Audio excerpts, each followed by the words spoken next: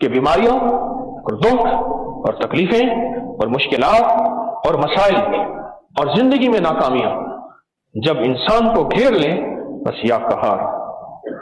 آپ کو علم ہے یا قہار میں پانی میں پاؤں میں کیوں ڈبواتا ہوں؟ آج یہ راز بتاتا ہوں، یہ آج تک نہیں بتایا میں نے. کبھی سنا؟ پانی کا پتہ ہے کیوں ہے؟ جب انسان یا قہاروں پڑتا ہے، میری طرف توجہ کیجیے گا، جب انسان یا قہار پڑتا ہے نا، یا قہار پڑتا ہے، جب انسان یا قہار پڑتا ہے تو اس کے یا قہار پڑھنے سے ہر لفظ اس کی ایک تاثیر ہے.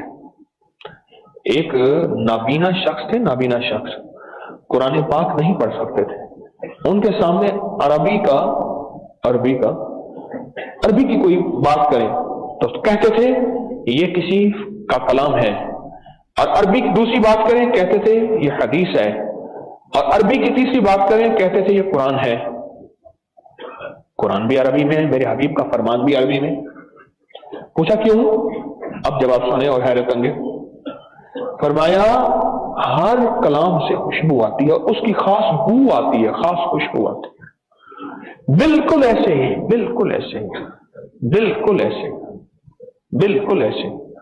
ہر اللہ کے نام کی خاص طاقت اور تاثیر ہے.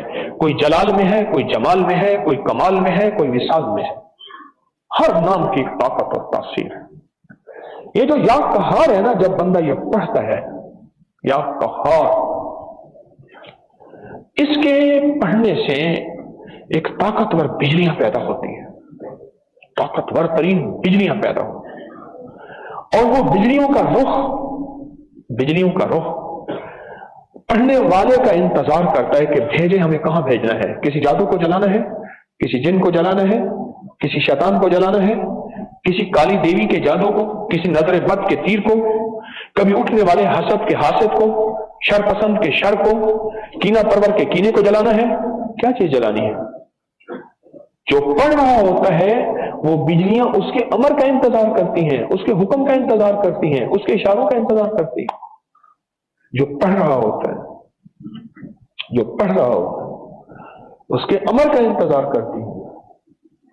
جو پڑھ رہا ہوتا ہے. اب اس بندے کے پاس آ گیا ہے اسم اعظم. اب اس بندے کو چاہیے کہ اس کا دل بھی ٹھنڈا ہو، دماغ بھی ٹھنڈا ہو، جسم بھی ٹھنڈا ہو. کیوں؟ اگر اس کا دل، دماغ، جسم گرم ہوگا، یہ ایک پل میں ان بجلیوں، ان طاقتوں کو کہے گا جاؤ اس کو جلا کے رکھ دو، اور وہ چیزیں جل جائیں گی. اس ٹھنڈک کے دینے کے لیے پانی کا ساتھ ضروری ہے.